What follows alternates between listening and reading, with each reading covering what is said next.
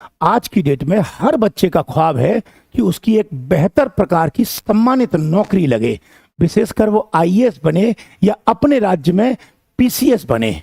लेकिन क्योंकि आज की डेट में सारी कोचिंगों की फीस लाखों रुपए है, तो बच्चा इतनी ज्यादा फीस में आईएएस की कोचिंग नहीं कर सकता। तो ऐसे में बच्चे के लिए हम लेकर आए हैं सबसे कम फीस पर आईएएस की कोचिंग करने का प्रोविजन। आपके लिए एक एप्लीकेशन है कुमार एडुटेनमेंट एप्लीकेशन, जो गूगल प्ले स्टोर और ऐप स्टोर पर मौजूद है। और इस पर अभी आईएएस प्री जो पेपर होने वाला है मई 2025 में, उसके लिए बैच लॉन्च किया गया है।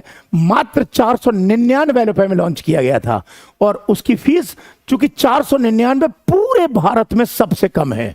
और 499 में हिस्ट्री भी, ज्योग्राफी भी, पॉलिटी भी, इकोनॉमी भी, इकोलॉजी एनवायरनमेंट भी, करंट अफेयर भी, जनरल साइंस भी और सीसेट भी पूरा कराया जाएगा। सिलेबस भी कराया जाएगा लाइव क्लास में, और रिकॉर्डेड भी होंगी क्लास बाद में देखने के लिए। पीडीएफ नोट्स भी मिलेंगे और पर डे क्वेश्चन मिलेंगे प्रैक्टिस के लिए। और कंप्लीट होने के बाद हर टॉपिक का एक एक टेस्ट होगा और बाद में 5 फाइनल टेस्ट मॉक के रूप में होंगे। बच्चों, कितने रुपए में दिया हमने आपको? 499 रुपए में, जिसकी फीस बढ़कर मैक्सिमम 999 पहुंचेगी। मुझे यह नहीं पता कि मैंने इतना सस्ता क्यों दिया, लेकिन मुझे एक बात पता है कि अगर आपको क्वालिटी ना मिले तो फीस वापस कर दूंगा। फीस वापस कर दूंगा क्वालिटी ना मिले तो। मैं खुद पॉलिटी पढ़ा रहा हूं और आपके चहेते अंकित सर ज्योग्राफी पढ़ा रहे हैं, और सभी टीचर बिल्कुल अपने अपने फील्ड के एक्सपर्ट हैं और हर टीचर ने अपने टॉपिक में महारत हासिल कर रखी है। पॉलिटी की पहली क्लास जो हमने इस एप्लीकेशन पर ली थी, उसका डेमो हम आपको देने जा रहे हैं। आप आराम से क्वालिटी देखकर पता लगा सकते हैं कि हम आपको इतने कम फीस में क्या दे रहे हैं। मैं आपको फिर बोल रहा हूं, मई 2025 में आईएएस प्री का एग्जाम है। अगर अब आपको 2025 में प्री देना है तो भी, 26 में देना है तो भी, यह बैच सभी बच्चों के लिए इंपॉर्टेंट है। आप बैच ज्वाइन करने से पहले बस इतना सुन लो, क्वालिटी समझ में नहीं आई तो फीस वापसी की गारंटी देने वाला इंडिया में मैं पहला बंदा हूं।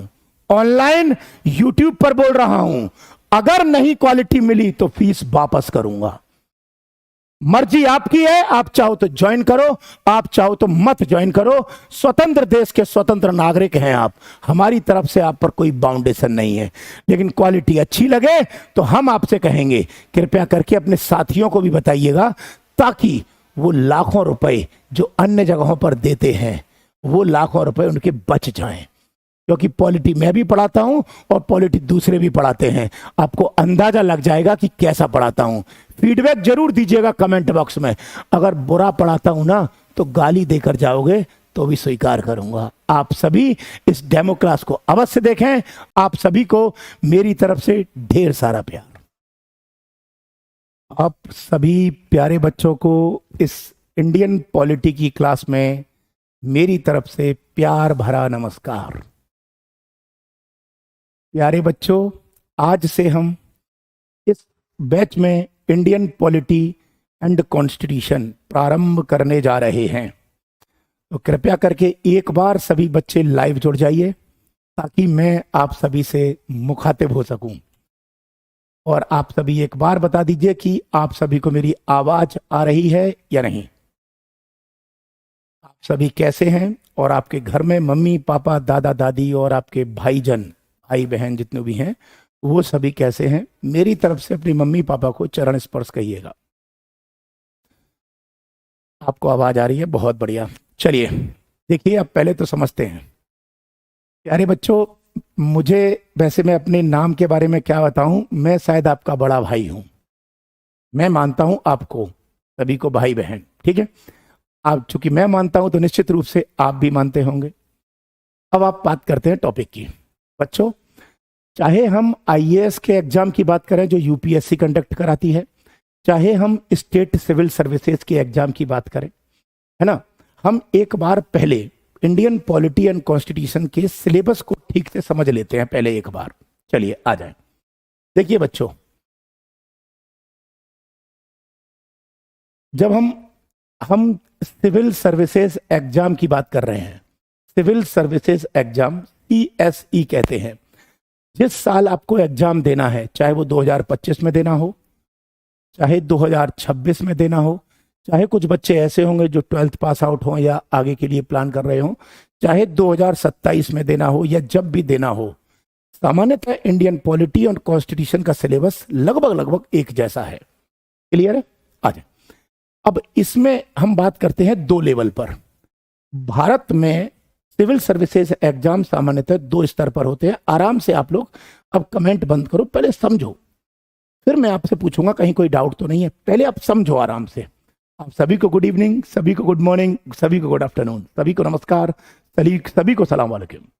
ठीक है, शुरू करते हैं। अब आप आराम से सुनो। पहले देखिए, सिविल सर्विसेज एग्जाम 2 लेवल पर होता है। पहला होता है सेंट्रल लेवल पर, केंद्र स्तर पर, और दूसरा होता है स्टेट लेवल पर। ठीक है, सेंट्रल लेवल पर जो एग्जाम कंडक्ट कराती है उस बॉडी का नाम है union public service commission, UPSC। State level पर जो एग्जाम कंडक्ट कराती है उस बॉडी का नाम है स्टेट पब्लिक सर्विस कमीशन, राज्य लोक सेवा आयोग। UPSC को कहते हैं संघ लोक सेवा आयोग और SPSC को कहते हैं राज्य लोक सेवा आयोग। बात सही है? यहां तक क्लियर है? अब देखिए, अब अगर हम बात करें इन दोनों के सिलेबस की, तो सामान्यतः मैं थोड़ा सा ऊपर की तरफ कर लेता हूं समझने के लिए आपको, है ना। सामान्यतः अगर हम बात करते हैं पहले प्रीलिम्स के सिलेबस की, तो सामान्यतः सभी राज्यों में प्रीलिम्स का सिलेबस लगभग समान है, थोड़े बहुत अंतर के साथ, लगभग सिलेबस समान है। ठीक है, अब देखते हैं इसमें कि क्या है, कहानी क्या है। प्रीलिम्स में जो सिलेबस है लगभग मैं चाहे इसकी बात करूं, चाहे इसकी बात करूं, लगभग समान है, मैंने ये बोला। अब प्री में अगर हम बात करते हैं, मेनली IAS के लिए बात करूंगा टारगेट लेकर, और हम जो पढ़ाएंगे वो IAS के पॉइंट ऑफ व्यू से पढ़ाएंगे। ठीक है, तो जब IAS के लेवल से पढ़ाएंगे तो हम एक बड़ी लेवल की अप्रोच लेके चलेंगे, लेकिन हम जब उच्च स्तरीय अप्रोच लेके चलेंगे तो निम्न स्तरीय एग्जाम जितने भी होंगे, मतलब निम्न स्तरीय मतलब IAS से छोटे, वो सारे एग्जाम के क्वेश्चंस भी आपके कवर होंगे, आप निश्चित रहें इसके लिए। ठीक है, क्लियर है? आ जाए। तो अब बात करते हैं इसमें। तो सामान्यतः जो प्री का पेपर होता है, प्री का, जिन बच्चों को नहीं पता है मैं एक बार इंट्रो दे रहा हूं आपको। प्री का पेपर होता है, उसमें प्री के पेपर में 2 पेपर होते हैं। पहला होता है GS पेपर 1 और दूसरा होता है GS पेपर 2।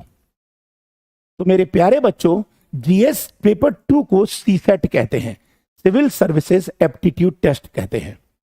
ठीक है, और GS का जो पेपर 1 है उसे GS के नाम से ही जाना जाता है, और इसमें इतने टॉपिक होते हैं, इतने। पहला, पॉलिटी एंड कॉन्स्टिट्यूशन, राज्य व्यवस्था एवं संविधान।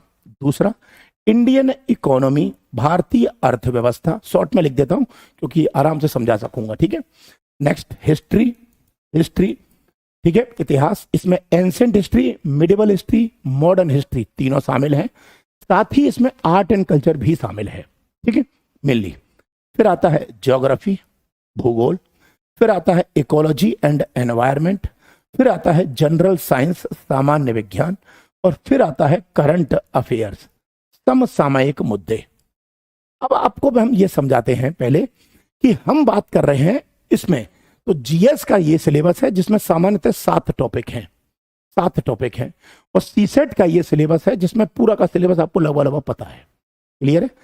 IAS के फील्ड में ये पेपर क्वालिफाइंग होता है, क्वालिफाइंग इन द सेंस सिर्फ इसको पास करना है आपको, मेरिट लिस्ट से इसका CSET का कोई लेना देना नहीं है। मतलब आप CSET में 80 क्वेश्चन आते हैं, कितने क्वेश्चन आते हैं? 80 क्वेश्चन। आप 80 के 80 भी सही कर दो तो भी कोई फायदा नहीं है, और पासिंग मार्क्स लाइक भी कर दो तो भी कोई फायदा नहीं है, आप क्वालिफाई कर जाओगे। ठीक है, अब बात आती है जब IAS की फाइनल मेरिट बनती है, प्री वाली, तो उसमें सिर्फ इसकी मेरिट बनती है बस, GS की।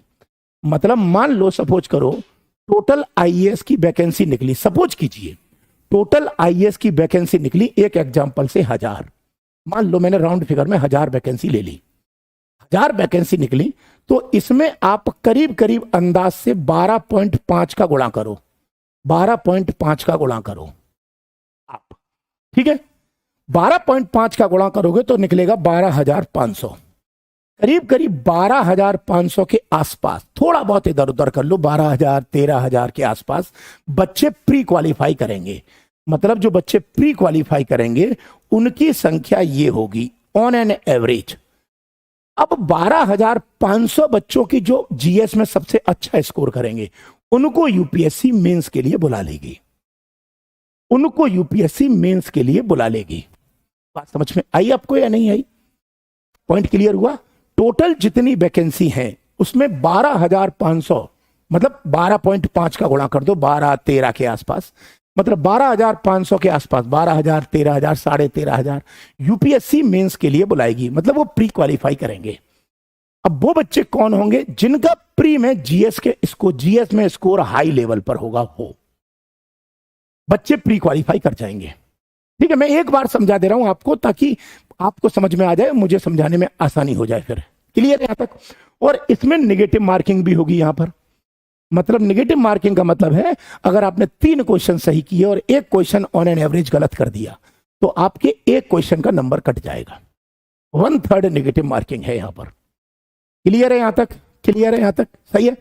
अब सपोज कीजिए 12,500 बच्चे मेंस देने गए। अब इस 12,500 बच्चे जो मेंस देने गए, तो मेंस में आपको वैसे तो सिलेबस पता है लेकिन मैं फिर बता देता हूं। सपोज कीजिए ये बच्चे मेंस देने गए हैं, इतने बच्चे मेंस देने गए हैं, मान लो 12,500 बच्चे मेंस में जाके अपियर होते हैं। अब टोटल जितनी वैकेंसी है, कितनी वैकेंसी थी प्यारे बच्चों? 1000 वैकेंसी थी। 1000 में 2.5 के आसपास का गुणा करो, 2.5, यानी कि करीब करीब 2,500 के आसपास बच्चे मेंस क्वालिफाई करेंगे। जितनी वैकेंसी थी, मान लो 1000 थी, तो 1000 में 2.5 के आसपास का गुणा करो, यानी कि करीब करीब 2,500 के आसपास बच्चे मेंस क्वालिफाई करेंगे। क्लियर है यहां तक? 2,500 के आसपास, वो हो सकता है 2,200 हो, 2,300 हो, 3,000 तक हो, इतने से ज्यादा यूपीएससी नहीं खींचती, बस इतने। अब इसमें मैं आपको बता दूं मेंस में सिलेबस क्या है। आईएएस के लेवल से जीएस के पेपर हैं इसमें 5 पेपर हैं जीएस के। पहला पेपर है जीएस पेपर 1, दूसरा है जीएस पेपर 2, तीसरा है जीएस पेपर 3, चौथा है जीएस पेपर 4 और पांचवा है जीएस पेपर 5। अब आप कहोगे जीएस के तो 4 ही होते हैं। नहीं बेटा, 4 नहीं होते, 5 ही होते हैं। अब देखिए कैसे 5 होते हैं। जो पहला पेपर होता है जीएस का उसे एस्से कहते हैं, निबंध कहते हैं। दूसरा पेपर, ये जो जीएस के 4 पेपर हैं इनको आप जीएस के 4 पेपर कहते हो। पहला पेपर एस्से का होता है जिसे यूपीएससी जीएस पेपर 1 कहती है। बाकी 4 को जीएस पेपर 1 2 3 4 के नाम से, 5 के नाम से जाना जा रहा है। क्लियर है? और जीएस पेपर 2 में जो सिलेबस है वो on an average history, geography और इंडियन सोसाइटी है, जिसमें आर्ट एंड कल्चर और वर्ल्ड हिस्ट्री इंक्लूड है। ठीक है। जीएस पेपर जो 3 है उसमें क्या है? पॉलिटी एंड कॉन्स्टिट्यूशन, आईआर और गवर्नेंस और सोशल जस्टिस, सामाजिक न्याय, ये इसमें है सेकंड में। ठीक है। और जो 4th पेपर है, 4th ये वाला है ना, मतलब सेकंड, थर्ड, 4th में क्या है बच्चों? Economy, science and technology, internal security, आंतरिक सुरक्षा, है ना। इकोनॉमी अर्थव्यवस्था, साइंस एंड टेक विज्ञान एवं प्रौद्योगिकी, इंटरनल सिक्योरिटी आंतरिक सुरक्षा, डिजास्टर मैनेजमेंट आपदा प्रबंधन और इकोलॉजी एंड एनवायरनमेंट, पारिस्थितिकी एवं पर्यावरण। ठीक है। और लास्ट पेपर जो है मेरे प्यारे बच्चों वो है एथिक्स का, हिंदी में बोलते हैं नीति शास्त्र, पूरा नाम है ethics, integrity and aptitude. Ethics, integrity and aptitude. ठीक है। नीति शास्त्र, सत्यनिष्ठा एवं अभिरुचि। अब सुनो, ये 5 पेपर हो गए। इसके अलावा एक आपको ऑप्शनल चूज करना है, कोई भी।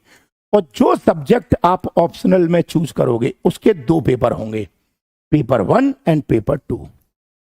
ये तो वो पेपर हैं जिनमें मेरिट बनती है। इसके अलावा मेरे प्यारे बच्चों 2 पेपर और होते हैं, मैं दोनों अलग कलर से लिखता हूं। 2 पेपर और होते हैं। एक होता है इंग्लिश का, इंग्लिश, और एक होता है कोई भी रीजनल लैंग्वेज, कोई भी एक क्षेत्रीय भाषा जो भारत के संविधान में दे रखी है। जैसे फॉर एग्जांपल हिंदी है, संस्कृत है, तमिल है, तेलुगु है, कन्नड़ है, उड़िया है, बंगाली है, पंजाबी है, वगैरह वगैरह। उनमें से कोई एक भाषा आप चूज कर सकते हो। सामान्यतः मैं मान के चल रहा हूं, अगर आप पश्चिम बंगाल से हो तो बंगाली चूज करोगे, तमिलनाडु से हो तो तमिल चूज करोगे, उड़ीसा से हो तो उड़िया चूज करोगे, बाकी मध्य प्रदेश, बिहार, झारखंड, छत्तीसगढ़, उत्तर प्रदेश, हरियाणा एटसेट्रा, उत्तराखंड वगैरह से, राजस्थान वगैरह से, यूपी वगैरह से, तो आप हिंदी चूज करोगे। मैंने हिंदी मान लिया यहां पर, हिंदी। तो इन दोनों के दो पेपर होंगे, लेकिन जो लाल कलर में लिखे हैं वो मेरिट लिस्ट में इंक्लूड नहीं होते, वो मेरिट लिस्ट में इंक्लूड नहीं होते। क्लियर है? इंग्लिश में आपको मात्र 25% नंबर लाने हैं, 25%, 25 लिखा है ये, 25%। और इस वाले रीजनल लैंग्वेज में 30% नंबर लाने हैं बस। ये पेपर इसलिए होते हैं ताकि पता चल सके कि हाँ आप थोड़ा बहुत समझते हो भाषाओं को बारे में या नहीं। लेकिन अगर इनमें आप पूरे नंबर भी ले आओगे हिंदी और इंग्लिश में, मान लो पूरे में पूरे 100% भी ले आए, तो भी आपको कोई फायदा नहीं मिलने वाला। क्लियर हो गया? क्लियर हो गया? लेकिन ये जो पेपर हैं, ये इतने जो गोले में कर दिए, ये पेपर हो गए टोटल 7। देखो, जीएस के 5 हो गए, 1 2 3 4 5, और ऑप्शनल के 2, 7। अब इन 7 का क्या हाल है वो ये समझो। 7 पेपर, 250 नंबर का ईच पेपर, टोटल हो गए 1750 मार्क्स।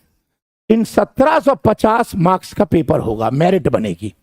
और जो बच्चे टॉप करेंगे, जिनके मार्क्स सबसे ज्यादा होंगे, उनको मैंने बताया ना कि 2500 के आसपास, वो बच्चे मेंस क्वालिफाई करेंगे, यूपीएससी उनको इंटरव्यू के लिए बुलाएगी। वो 2500 के आसपास बच्चों को इंटरव्यू के लिए बुलाएगी। फिर आपका प्यारे बच्चों इंटरव्यू होगा, ठीक है? ये मेंस के मार्क्स हैं आपके, मेंस के, ठीक है? फिर आपका इंटरव्यू होगा। क्लियर है? और इंटरव्यू कितने मार्क्स का है आपको मालूम है या नहीं मालूम, ये बता दो पहले। इंटरव्यू कितने मार्क्स का है मुझे एक बार बता दो गल्लू, बच्चों को कुछ आइडिया है भी कि नहीं है, पता चले मैं जो समझा रहा हूं उनको समझ में ही नहीं आ रहा हो। इतना समझ में आ रहा है आपको कि नहीं आ रहा? इंटरव्यू कितने मार्क्स का है? देखो, इसमें आधे से ज्यादा सही बोल रहे हैं, आधे गलत बोल रहे हैं।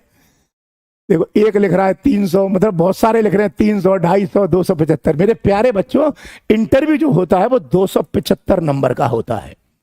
तो अब टोटल मार्क्स जोड़ो, 1750 और 275, 2025 नंबर की मेरिट बनती है फाइनल। 2025 नंबर की फाइनल मेरिट बनती है। अब सुनो, अब 2025 में जितनी वैकेंसी निकली थी, उन 2025 में से जिन बच्चों के मार्क्स ज्यादा होंगे उनको यूपीएससी फाइनल में बुला लेगी। मान लो 1000 वैकेंसी निकली, तो 1000 बच्चों को बुला लेगी फाइनल कि आप सिलेक्ट हो गए, और उनकी रैंक आएगी पहली, दूसरी, तीसरी से लेके 1000 तक। ये टोटल मिला के एक चित्र है जो आईएएस के एग्जाम के स्ट्रक्चर को प्रदर्शित करता है। आपको समझ में आ गया तो आप अपना अंगूठा लगा के, थंब लगा के मुझको बता दो, ताकि मैं आगे शुरू करूं, आपको शुरू करूं। इतना बता दीजिए। अब एक बच्चे ने पूछा, इसमें वो ऊपर चला गया कमेंट उसका, वैसे उसने पूछा है कि अप्रोक्स कितने में मेरिट में मेरा नाम आ जाएगा। तो बेटा मेरिट इसकी हर साल फाइनल नहीं होती। क्यों नहीं होती मैं बता देता हूं। कारण क्या है? कारण यह है कि एक्चुअली होता यह है कि पेपर के ऊपर डिपेंड करेगा। अगर पेपर इजी आ गया तो मेरिट लिस्ट ऊपर चली जाएगी, पेपर टफ आ गया तो मेरिट लिस्ट नीचे चली जाएगी, ये डिपेंड करेगा एग्जाम के ऊपर। ठीक है?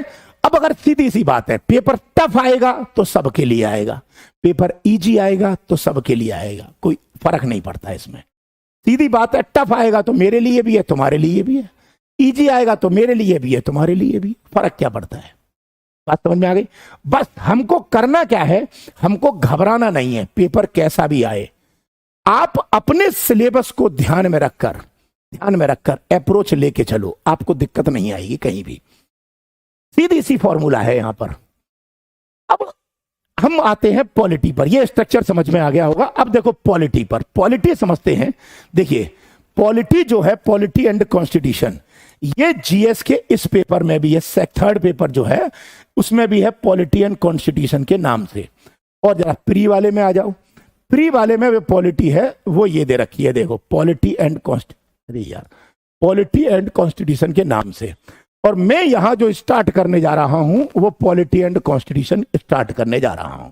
अब आ जाओ, यानी कि पॉलिटी एंड कॉन्स्टिट्यूशन, हिंदी में बोलते हैं राज व्यवस्था एवं संविधान। संविधान, ठीक है प्यारे बच्चों, संविधान। और ये जो पॉलिटी एंड कॉन्स्टिट्यूशन है, ये प्रीलिम्स में भी आता है और ये मेंस में भी आता है, पहला पॉइंट। दूसरा, ये जो पॉलिटी एंड कॉन्स्टिट्यूशन है, ये आईएएस के एग्जाम में भी आता है और जो स्टेट लेवल पर पीसीएस का एग्जाम होता है, पब्लिक सर्विस कमीशन जो स्टेट लेवल पर कंडक्ट कराती है, जिसे पीसीएस को बोलते हैं प्रोविंशियल सिविल सर्विस, उसके एग्जाम में भी पॉलिटी आता है। मतलब पॉलिटी यूपीएससी के लिए भी इंपॉर्टेंट है और स्टेट के पब्लिक सर्विस कमीशन के लिए भी इंपॉर्टेंट है। चाहे आप किसी भी स्टेट में एग्जाम दें, यूपी दें, राजस्थान दें, छत्तीसगढ़ दें, मध्य प्रदेश दें, बिहार दें, कोई भी दें, झारखंड दें, किसी भी राज्य का स्टेट का एग्जाम दें, आपके लिए पॉलिटी तो सब में आएगा। बात समझ में आ गई? और मेरी तरफ से आपको एक मुफ्त में एक एडवाइस है, वो ये, आप तैयारी आईएएस को टारगेट बना के चलो, तैयारी आईएएस को टारगेट क्यों बना के चलो, लेकिन आप अपने मतलब आईएएस को टारगेट बना के चलना। लेकिन अगर आप हिंदी भाषी राज्य के हो, जैसे राजस्थान, यूपी, एमपी, छत्तीसगढ़, जहां हिंदी भाषा ज्यादा बोली जाती है, तो आप इतने राज्यों का पीसीएस का एग्जाम भी देते रहना, आपका सिलेक्शन जल्दी किसी न किसी राज्य में हो जाएगा। जैसे बिहार, जैसे झारखंड, जैसे एमपी, जैसे छत्तीसगढ़, जैसे यूपी, जैसे उत्तराखंड, ठीक है, जैसे राजस्थान। मेनली इन एग्जाम के, इन पीसीएस के एग्जाम को भी आप टारगेट करना। इससे बेनिफिट ये मिलेगा कि सबसे बड़ा तो आपको एक्सपीरियंस होगा, सबसे बड़ा, पहला तो एक्सपीरियंस आपको बहुत होगा। दूसरा ये होगा कि आपका सिलेक्शन किसी भी एक में हो गया पहले, तो आपकी जॉब जो होगी सिक्योर हो जाएगी। मान लो सपोज करो आपका छत्तीसगढ़ पीसीएस में सिलेक्शन हो गया, कोई बात नहीं, ज्वाइन कर लो और ज्वाइन करते करते आईएएस को भी देते रहो। कल को जब आईएएस बन जाओ तो छत्तीसगढ़ पीसीएस से रिजाइन कर देना। तो मैं ऐसे बहुत सारे लोगों को जानता हूं जो स्टेट में सेलेक्ट हो गए, बाद में आईएएस के एग्जाम दिए, आईपीएस बन गए, आईएएस बन गए, अपनी पीसीएस की नौकरी छोड़ दी। तो सिलेबस तो सबका सेम है ना, तो आप टारगेट आईएएस को बना के चलो। आईएएस को बना के चलोगे तो आपको पीसीएस में दिक्कत नहीं आएगी। आई होप आपको मेरी ये स्ट्रेटजी समझ में आई होगी, क्योंकि सिलेबस सेम है, फिर बोल रहा हूं, ठीक है। अब बात करते हैं अपन पॉलिटी एंड कॉन्स्टिट्यूशन की, कि हम पॉलिटी और कॉन्स्टिट्यूशन को कैसे पढ़ेंगे। इसको मैं मिटा दूं, नहीं बाहर निकाल लेता हूं दोबारा। देखिए, अब पॉलिटी एंड कॉन्स्टिट्यूशन हम कैसे पढ़ेंगे, ठीक है, प्लस कॉन्स्टिट्यूशन आ जाए। इसके लिए पहले तो मैं सबसे पहले जो आपको डायरेक्शन दे रहा हूं, उस डायरेक्शन को आप फॉलो करना। डायरेक्शन का मतलब होता है दिशा निर्देश। डायरेक्शन और ऑर्डर में एक फर्क है, यहां पर पहले सुन लो, डायरेक्शन और ऑर्डर में एक फर्क है। डायरेक्शन और ऑर्डर में एक फर्क है। ऑर्डर को कहते हैं आदेश और डायरेक्शन को कहते हैं निर्देश। डायरेक्शन चाहो तो मानो, चाहो तो मत मानो, लेकिन ऑर्डर हमेशा मानना पड़ता है, ना मानने का विकल्प नहीं होता। तो मैं आपको दिशा निर्देश दे रहा हूं। जैसे डायरेक्शन, जब हम रोड पे जाते हैं तो कहीं बोर्ड लगा होता है ना कि पटना 400 किलोमीटर या दिल्ली 200 किलोमीटर या जयपुर 100 किलोमीटर, वो डायरेक्शन होता है। आगे एरो दे रखा है, वो डायरेक्शन है। मतलब कोई मानो या मत मानो, तुम्हें इधर से जाना है तो जाओ, पटना आ जाएगा, नहीं जाना है तो पीछे से चले जाओ, दूसरे शहर से घूम के, तुमको कंपलसरी नहीं है। लेकिन ऑर्डर होगा तो मानना पड़ेगा। जैसे सुप्रीम कोर्ट ऑर्डर देता है कि ये बात है, अब वो माननी पड़ेगी, तुम डिनाई नहीं कर सकते, उसको मना नहीं कर सकते। तो मैं आपको यहां पर डायरेक्शन दे रहा हूं, तो कृपया करके आप डायरेक्शंस को फॉलो करने की कोशिश कीजिएगा। अब देखो क्या है डायरेक्शन, वो सुन लो। मैं जो पॉलिटी पढ़ाऊंगा, मेरा मानना है आप उसके लिए बुक का सहारा मत लेना, बुक का सहारा मत लेना, पहला पॉइंट। मैं आपको इस प्रकार कराऊंगा कि चाहे आईएएस का एग्जाम हो, चाहे स्टेट के पीसीएस का एग्जाम हो, चाहे कोई भी एग्जाम हो, पॉलिटी में 99.99% क्वेश्चन मेरे नोट से आएंगे। 99.99% क्वेश्चन मेरे नोट से आएंगे। आप कहोगे इतना बड़ा वादा, वादा नहीं है, विश्वास है मेरा। क्यों? क्योंकि जो मैं पढ़ाता हूं इतनी गहराई में जाके पढ़ाऊंगा कि आपको समझ में ना आने का तो मौका ही नहीं मिलेगा, पहला पॉइंट। दूसरा, चूंकि मुझे इस फील्ड में आए हुए, मतलब जब पढ़ता था 2004 से, तब से आज पढ़ाते हुए, मतलब टोटल पढ़ते हुए और पढ़ाते हुए करीब 20 साल हो गए। तुम में से बहुतों की तो उम्र होगी 20 साल, शायद 20 साल से कम होगी। मतलब बहुत तो ऐसे होंगे कि जितने साल मुझे पढ़ते और पढ़ाते हो गए उतना तुम्हें शायद पैदा हुए समय नहीं हुआ होगा, बहुतों को तो मुझे इतना अनुभव है कि यूपीएससी में कहां से क्वेश्चन आ सकता है, कहां से नहीं आएगा। ठीक है, तो पहली बात तो बुक का सहारा मत लेना, मत लेना। मैं तुम्हें हर चीज एक एक करके क्लियर करूंगा, एक एक क्लियर करूंगा, आपको परेशान नहीं आने दूंगा।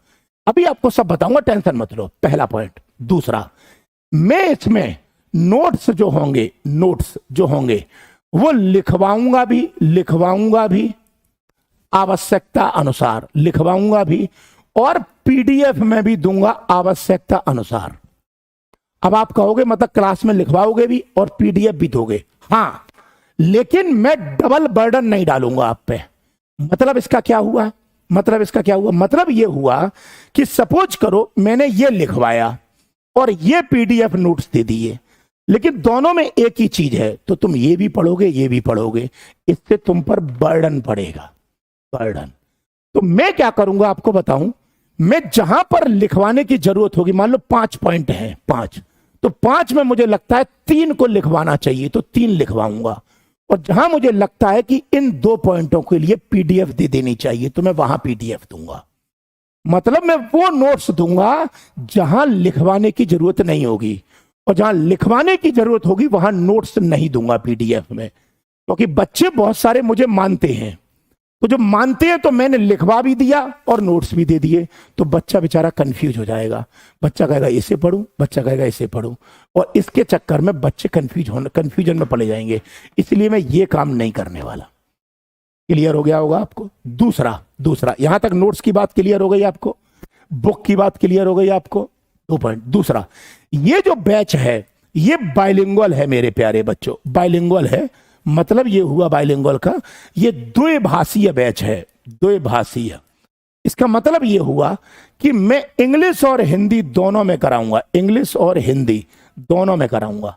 मतलब मैं इस प्रकार भाषा का प्रयोग करूंगा, इस प्रकार लैंग्वेज का यूज करूंगा कि अगर बच्चा इंग्लिश मीडियम का हो तो भी उसको समझ में आ जाए, और अगर बच्चा हिंदी मीडियम का हो तो भी उसको समझ में आ जाए। और जो लिखवाऊंगा उसमें एक लाइन इंग्लिश में बोलूंगा, उसी को हिंदी में ट्रांसलेट करूंगा, अनुवाद करूंगा। मतलब चाहे आपका मीडियम इंग्लिश हो, चाहे आपका मीडियम हिंदी हो, आपको दोनों भाषा में समझ में आएगा, दोनों भाषा में नोट्स मिलेंगे। पीडीएफ भी ऐसे ही होगी। तो इसलिए मीडियम का प्रॉब्लम सॉल्व। ठीक है, अगला पॉइंट। और एक बात बताऊं, ये मैं जो मीडियम रखता हूं ना, हिंदी इंग्लिश, क्यों रखता हूं बताऊं आपको। इसका एक फायदा मिलता है, फायदा ये मिलता है कि कुछ बच्चे ऐसे होते हैं जो बिल्कुल हिंदी भाषा के हैं, उनकी इंग्लिश बहुत कमजोर होती है। तो जब मैं बार बार पढ़ाते हर शब्द का इंग्लिश, हर शब्द का इंग्लिश हिंदी जब बोलता हूं ना, तो उस बच्चे की जो शब्दावली होती है, वोकैबुलरी जो होती है, वो अच्छी हो जाती है, स्ट्रांग हो जाती है। उसे पता चल जाता है कि इसको इंग्लिश में ये बोलते हैं, हिंदी में ये बोलते हैं। इसलिए मैं दोनों रखता हूं। मान लो मैं इंग्लिश का बैच रख दूं प्योर, तो बहुत सारे बच्चों के इंग्लिश ऊपर से उड़ेगी, प्योर हिंदी बोलेगा ही नहीं। क्योंकि अपन जो लोग हैं ना, वो हिंदी बेल्ट के रहने वाले हैं। पता चला प्योर इंग्लिश में अगर बोल रहे हैं अपन, तो बच्चों के पल्ले ही नहीं बढ़ रहे, बच्चा सिर खजा रहा है, कहा यार मास्टर आगा बवाल।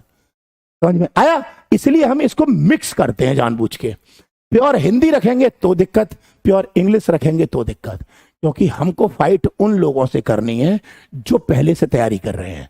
तो हमारी अप्रोच उनसे बेहतर होनी चाहिए, इसलिए जानबूझ के मेरी ये अप्रोच रहती है, हिंदी और इंग्लिश दोनों। दूसरा, अगला, इसमें क्वेश्चंस की प्रैक्टिस के लिए, प्रश्नों की प्रैक्टिस के लिए हम आपको क्वेश्चन देंगे। वो कैसे देंगे?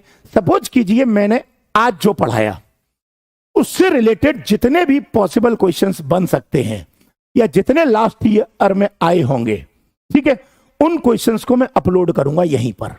क्लास के बाद, क्लास के कुछ समय बाद। तो आप उनको वहां से उठा के मतलब डाउनलोड करके आप उनको सॉल्व करें। इससे आपको यह पता चल जाएगा कि आपने क्या सीखा, आपने आज जो पढ़ा उसमें आपने क्या सीखा। पॉइंट क्लियर हुआ? पॉइंट क्लियर हुआ यहां तक?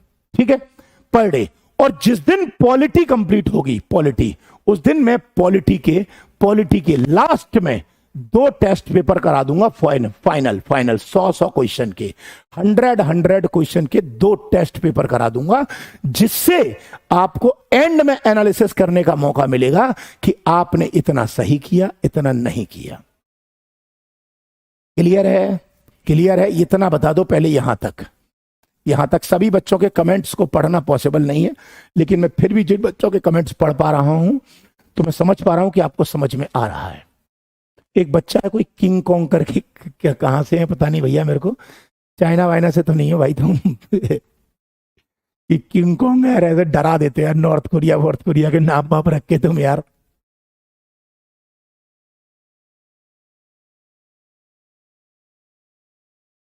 एक बच्चा कह रहा है कि कितने दिन तक क्लास चलेगा, शुरू तो करने दो, कोशिश करूंगा नवंबर में पॉलिटी खत्म करा दूंगा, नवंबर के एंड तक। ठीक है, अब आगे सुनो अगला।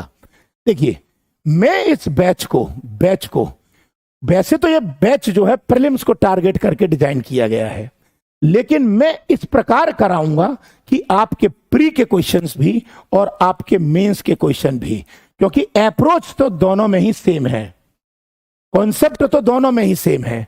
मान लो संसद विधेयक पास करती है, तो क्या संसद प्री में अलग पास करती है, मेंस में अलग विधेयक पास करती है क्या? जो बिल पास होते हैं, संविधान में संशोधन होता है, तो संसद जो संविधान में संशोधन करेगी वो तो प्री के पॉइंट ऑफ व्यू से भी वैसा करेगी और मेंस के पॉइंट ऑफ व्यू से भी वैसा ही करेगी। इसलिए अप्रोच में तो फर्क नहीं है, कॉन्सेप्ट में फर्क नहीं है। तो अपन जो पढ़ेंगे वो प्री और मेंस अलग अलग नहीं होता, इस प्रकार पढ़ेंगे कि हमारे प्री के क्वेश्चंस भी और हमारे मेंस के दोनों क्वेश्चन सॉल्व हो जाएं। क्लियर हो गया? क्लियर हो गया? अच्छा, एक काम मेरी तरफ से आप फ्री में कर लेना, अगर आप कर सको तो। मैं अपनी तरफ से आपको एक सलाह दे रहा हूं, वो फ्री में एक सलाह मेरी तरफ से, अगर सलाह मान सको तो मान लेना, शायद आपको बहुत बड़ा बेनिफिट मिलेगा। वो सुनो क्या है, सिलेबस डिस्कस करेंगे उसके बाद, लेकिन पहले एक एडवाइस मेरी तरफ से, क्योंकि आप मेरे छोटे भाई बहन की तरह हो।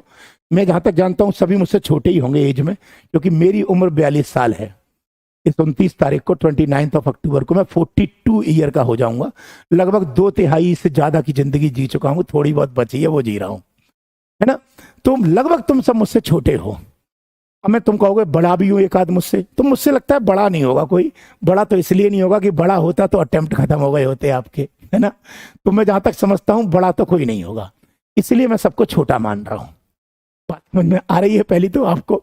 तो मेरी तरफ से आपको एक मुफ्त सलाह है, वो ये आ जाए क्या है। पहला, इधर काला कर लेता हूं इसको, देखो, पर डे आप जो क्वेश्चंस की प्रैक्टिस करो, पर डे जो आप क्वेश्चंस की प्रैक्टिस करो, ठीक है, उसके लिए एक छोटी सी कॉपी बना लेना या एक डायरी बना लेना, डायरी।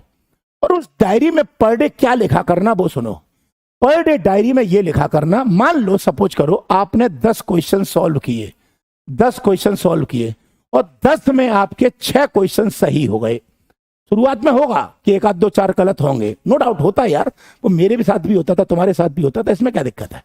वो तो सबके साथ होता है, शुरुआत में कोई एक्सपर्ट थोड़ी पैदा होता है, क्यों भैया? अपन जब शुरुआत में जब कोई काम शुरू करते हैं तो शुरू में ही एक्सपर्ट थोड़ी होते हैं। जब हम रोटी बनाना सीखते हैं पहले, तो पहली बार में ही गोल बन जाती है क्या? खैर मुझे तो खैर आती नहीं है रोटी बनाना, बता रहा हूं मैं तो, पहली बार में ही क्या गोल बन जाती है क्या? नहीं, 2 4 5 10 बार प्रैक्टिस करते हैं फिर वो गोल हो जाती है। फिर तो उसके बाद तो आप ऐसी डिजाइन बना दोगे कि उसमें थोपड़ा भी नजर आएगा, है? प्रैक्टिस हो जाएगी तभी तो ऐसा होगा ना, बिना प्रैक्टिस के तो कर ही नहीं पाओगे। पहली बार मैंने तो खैर आज तक नहीं बनाई, मुझे तो बस खाना बनाने में सिर्फ एक ही चीज बनाना आती है, बहुत बढ़िया बनाता हूं मैं, वो है नींबू पानी। नींबू पानी, उसमें एक गिलास में पानी लेता हूं, आप लोगों को भी तरीका बता देता हूं, नहीं आता हो तो मैं एक चक्कू लेता हूं, चक्कू से नींबू काटता हूं, उसको चचोड़ देता हूं पूरा, और नींबू को मिला के पी लेता हूं। यही एक ट्रिक है, बहुत बढ़िया बना लेता हूं। कभी पीना हो तो आना मेरे दरबार में, दरबार इन द सेंस छोटे से कमरे में आना, मैं आपको पिला के पिलाऊं, दिखाऊंगा। समझ में आ गया यहाँ तक? बस यही बनाना आती है और कुछ नहीं बनाना आती। अभी क्या हुआ मैं आपको बता, एक जनरल बात बता रहा हूँ। कुछ दिन पहले की बात है, मैं अपने झांसी सेंटर पर था, तो मेरे पिताजी झांसी के पास से निकल रहे थे, तो उन्होंने पूछा कहाँ है, मैंने कहा पापा ऑफिस में हूँ। तो वो भी ऑफिस में आ गए, तो मतलब आ गए तो फिर संडे का दिन था और मेरी क्लास ऑफलाइन की क्लास 4 बजे खत्म हो गई थी। 4 बजे के बाद मैं फ्री था। तो मैं तो कभी जिंदगी में कॉफी वॉफी पीता नहीं हूँ, कभी नहीं पीता, ना कॉफी पीता ना चाय पीता। किसी ने कभी पिला दी, कभी आपके घर आऊंगा आप पिला दोगे तो आपकी मना भी नहीं करूंगा। तो हुआ क्या कि पापा ने मैंने पापा से पूछा, पापा बैठे थे कमरे में, मैंने पापा से पूछा पापा वो चाय कॉफी तो नहीं कोई पियोगे? तो पिताजी बोलते हैं हाँ है तो बना लो। अब यार हम सोचे, हमने पूछ तो लिया, बनाना तो आती नहीं है। और दिक्कत क्या थी, उस दिन स्टाफ सारा का सारा जा चुका था, संडे था तो 4 बजे ऑफिस बढ़ जाता है, तो स्टाफ सब घर जा चुका था। अब मैंने कहा यार मर गए, पापा से पूछ लिया कि कॉफी, अब पापा ने कह दी बना लो। मैंने फिर पूछी पापा से, मैंने पापा क्या पियोगे? तो पापा बोले कि कॉफी बना लो। अब भाई साहब बड़ी समस्या, हमने फ्रिज में देखा तो दूध तो रखा था, हमें इतना तो मालूम था, अंदाजा था, थोड़े से पढ़ा रहे हैं तब से कि दूध से बनती है कॉफी, ये तो पता था हमको। अब हमने बड़ी पंगे में पड़ गए। तो ऐसे जब पंगे में पड़ गए तो चूंकि क्या था कि हमें ये भी मालूम था कॉफी का पाउच आता होगा, हमने किचन में खंगाला, कॉफी का पाउच भी मिल गया, चीनी भी मालूम थी, हमें एक डब्बे में रखी थी, चीनी भी मिल गई। अब भाई साहब कॉफी बनाना नहीं है, पापा किचन थी, किचन के पास एक कमरा था, एक कमरे के बाद एक कमरा था। अब पिताजी जो थे कमरे में लेटे थे। अब मैंने कहा यार नहीं बना के दी तो बेइज्जती हो जाएगी। मैंने अपने एक स्टाफ को फोन किया, मैंने कहा, मैं धीरे धीरे करके बोला, मैंने कहा भाई सुन। मैंने कहा क्या हुआ सर? मैंने ये बता कॉफी कैसे बनती है यार? वो मतलब धीरे धीरे बोल रहा हूँ क्योंकि अगर बोलूंगा तो पिताजी कहेंगे तो बनाना नहीं आती थी तो यार तू पूछ क्यों रहा था, मुझे बता देता मैं बना लेता।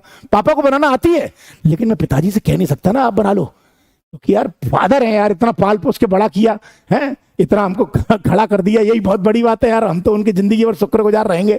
अब हमसे उनसे बोले हमें बनाना नहीं आती है बना लो तो मामला अटक जाएगा ना। तो मैंने स्टाफ को बोला, मैंने कहा कॉफी कैसे बनती है? अब वो बोला सर कौन सी बनाओगे? अब वो भी बड़े अजीब आदमी यार, उसे मालूम है सर झंडू वहां में खुद तो बनाना आती नहीं है, वो भी मुझसे स्टाइल दे रहा है। वो बोलता है सर कौन सी बनाओगे? 2 शब्द बोले थे उसने, सर वो पाउडर वाली बनाओगे कि फिल्टर वाली बनाओगे? अबे मैंने कहा तू सादा वाली बता दे यार, फिल्टर मुझे नहीं आते, पता कैसे बनाना है। तब फिर उसने हमको बताई उसको कि सर एक वो गिलास ले लो, उसमें दूध डाल लो, कितनी बनानी है? मैंने कहा ठीक है डाल लिया। फिर उसने कॉफी का पाउच बताया, इतना डाल लो, और फिर बताया चीनी और उसको खौला लो बहुत तेज। अब मैंने बहुत तेज खोलाई, लेकिन वो क्या हुआ, वो पता नहीं क्या हुआ, एक फोन आ गया, मैं बाहर जाके बात करने लग गया, तब तक वो निकल गई इसमें से यार। लेकिन फिर भी मतलब हाँ जाके पिताजी को दिया। जब दिया तो पापा ज्यादा तो नहीं बोले, बाद में मुझसे बस जो एक बात पूछ रहे बोल रहे थे, ये बता तुमने कब से बनाना सीखी है? मैंने कहा वो क्या बोलूं इनको, क्योंकि वो थोड़ी सी जल आ गई थी। तो पिताजी बोले मैं कहते कब से बनाना सीखी है? मैं पापा वो आज ही बनाई है पहली बार। तो वो मुझसे बोलता है मुझे बता देता यार मैं बना लेता। मैंने कहा मैं आपसे कैसे बोलता, अच्छी बात थोड़ी है कि आपसे बोलूंगा, पिताजी है मेरे। तो इसलिए मैंने कहा मुझे बनाना नहीं आता, एक चीज बनाना आती है, नींबू पानी जबरदस्त बनाता हूँ भाई साहब, पूछो मत, नींबू का पूरा दम, जैसे बिमल गुटखा होता है ना केसर का दम, वैसे नींबू का दम देता हूँ पूरा उसमें। बट मैं कहूंगा नहीं गुटखा वुटखा खाना बेकार की चीज है, तो मैं मजाक कर रहा हूँ आपसे। तो देखो बच्चों 10 क्वेश्चन मान लो आपने सॉल्व किए, ठीक है, और 6 उसमें से सही हो गए।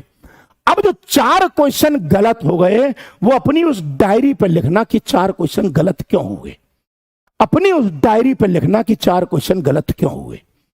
मान लो एक क्वेश्चन गलत इस वजह से हुआ कि आप उसको हिंदी और इंग्लिश में ठीक से समझ नहीं पाए, हिंदी या इंग्लिश में ठीक से समझ नहीं पाए, तो ये लिखो। दूसरा क्वेश्चन इसलिए गलत हुआ कि कॉन्सेप्ट पढ़ा नहीं था इसलिए गलत हुआ, वो लिखो। और जिन वजह से क्वेश्चन गलत हुआ वो वजह दोबारा रिपीट मत करना। मान लो सपोज करो कॉन्सेप्ट पढ़ा नहीं था इसलिए गलत हो गया, तो अब उस कॉन्सेप्ट के बेस पर जब ऐसा क्वेश्चन सॉल्व किया जाए तो वो क्वेश्चन गलत ना हो। मतलब इसका यह हुआ क्वेश्चन सॉल्व करो लेकिन साथ के साथ एनालिसिस करो कि मेरे क्वेश्चन गलत क्यों हो रहे हैं, और जो वजह थी क्वेश्चन गलत होने की वो वजह रिपीट नहीं होनी चाहिए। बताइए आपको इतना समझ में आ गया? मैंने पढ़ने का एक तरीका दिया है आपको, अब अगर आपको ये समझ में आ गया तो मैं सिलेबस को एक बार चर्चा कर लूं कि कौन से टॉपिक प्री के लिए इंपॉर्टेंट हैं और कौन से टॉपिक मेंस के लिए इंपॉर्टेंट हैं और हमको सिलेबस को कैसी दिशा में ले चलना है। क्लियर है? पहले बोल के चल रहा हूं, आप टेंशन लेना नहीं, किताब पढ़ना नहीं, मैं हूं, मेरे नोट्स पर्याप्त हैं, आप उसकी चिंता ना करें। वो इतना तो ज्ञान है अपन को यार, ठीक है? क्योंकि देखो आप में और मुझ में एक फर्क है। तुम अगर किताब पढ़ोगे तो किताब पूरी पढ़ोगे, मैं तुम्हें पढ़ाऊंगा तो वो पढ़ाऊंगा जो एग्जाम के पॉइंट ऑफ व्यू से काम का है, मैं वो नहीं पढ़ाऊंगा जो काम का नहीं है। तुम में और मुझ में फर्क इतना है, तुम सब पढ़ोगे, मैं वो पढ़ाऊंगा जो काम का है, मतलब मुझे पता है कि क्या छोड़ना है और क्या पढ़ना है, इसलिए हम वो पढ़ेंगे जो सिर्फ काम का है, और जो काम का नहीं है उस सबको छोड़ देंगे। वैसे तो तुम सेल्फ स्टडी भी कर सकते हो, सेल्फ स्टडी करके भी आईएएस बना जा सकता है, लेकिन दिक्कत यह है कि सेल्फ स्टडी में फर्क इतना है कि तुम जब सेल्फ स्टडी करोगे ना तो एक टॉपिक को पढ़ने में तुम्हें 10 दिन लगेंगे किताब से, और उसी टॉपिक को मैं तुमको 2 दिन में 1 दिन में समझा दूंगा, बस इतना फर्क होगा। मैं अपनी तारीफ नहीं कर रहा, मुझे बाकी कुछ नहीं आता, तारीफ नहीं कर रहा, बस बता रहा हूं। तुम सेल्फ स्टडी के माध्यम से जिस टॉपिक को 10 दिन में कंप्लीट करोगे, मैं उसको 1.5 से 2 दिन में 1 दिन में कंप्लीट करा दूंगा, बस इतना फर्क है, सिर्फ इतना फर्क है। क्लियर हो गया मेरे प्यारे बच्चों?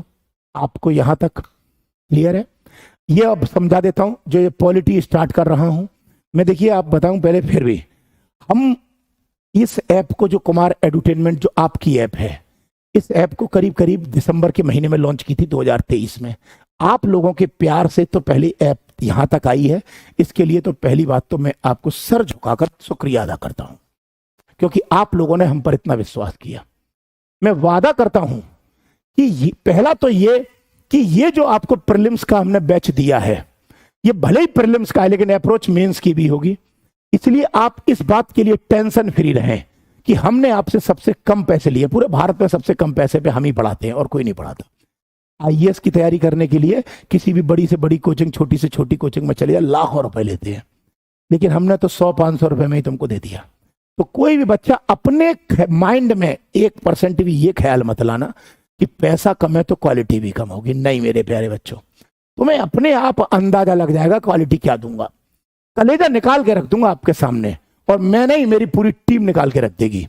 आप जब इससे बैच खत्म हो ना, तब देखना आपको क्या दिया हमने। इसलिए आप कभी भी इस चीज के लिए तो टेंशन लेना ही मत, लेना मत, कभी भी मत लेना आप लोग, ठीक है? चलिए अब आ जाते हैं अपन सिलेबस पर, डिस्कस कर लेते हैं। देखिए बच्चों, ये जो है पूरा पॉलिटी का सिलेबस, पॉलिटी का पूरा सिलेबस है, इंडियन पॉलिटी एंड कॉन्स्टिट्यूशन नाम है, मैंने पॉलिटी के नाम से लिखा है, एक ही बात है, कॉन्स्टिट्यूशन इसके अंदर इंक्लूड है। अब देखो इसमें क्या है, पहले मैं मार्कर से टिक भी करता जाऊंगा। हमने इसके 7 चैप्टर बनाए हैं, बड़े बड़े 7 चैप्टर है, मैं छोटा करके दिखाता हूं थोड़ा सा। 7 चैप्टर है आपके सामने, ये थोड़ा बड़ा कर लेते हैं जिससे दिखाई दे जाए। दिखाई दे रहा है? 1 मिनट देख लूं, दिखाई दे रहा है? ये पीडीएफ अपलोड कर देना, ये पीडीएफ आपके सामने आ जाएगी, सिलेबस आप नोट डाउन कर सकते हैं। हमने 7 चैप्टर अपलोड किए हैं, 7, और 7 चैप्टर में पूरा सिलेबस है। जैसे हाँ, इंग्लिश में सिलेबस है, आपके लिए टेंशन मत लो, वो सिलेबस तो किसी भी भाषा में ले लो, सिलेबस का तो कोई फर्क नहीं पड़ता। मैं जूम कर रहा हूं बेटा, रुको तो सही। 7 चैप्टर हैं, देखो एक एक करके समझते हैं। पहला चैप्टर है constitutional structure and philosophy, constitutional structure and philosophy, संवैधानिक संरचना और उसका दर्शन, संवैधानिक संरचना और उसका दर्शन, ये पहली यूनिट है। अब मैं पहले सिलेबस डिस्कस कर रहा हूं कि एक बार सिलेबस बच्चों को समझा दूं बस, फिर उसके बाद तुम्हारी और मेरी ट्यूनिंग मैच कर जाएगी। तो यहां पर देखना, मैं पहले आपको लाइन भी क्लिक करूंगा, आ जाओ। संवैधानिक संरचना और दर्शन, इसमें पहली यूनिट है हिस्टोरिकल फिलॉसफी, ऐतिहासिक पृष्ठभूमि। इसमें हमें क्या पढ़ना होता है?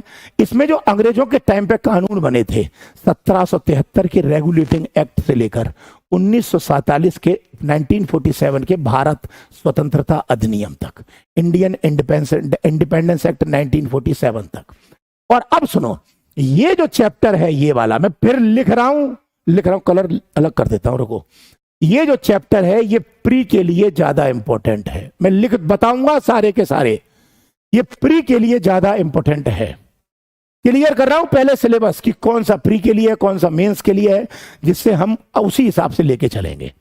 ये प्री के लिए ज्यादा इंपॉर्टेंट है, मेंस के लिए कम है, लेकिन ऐसा नहीं है कि मेंस के क्वेश्चन नहीं आते, आ सकते हैं, प्री में ज्यादा आएंगे।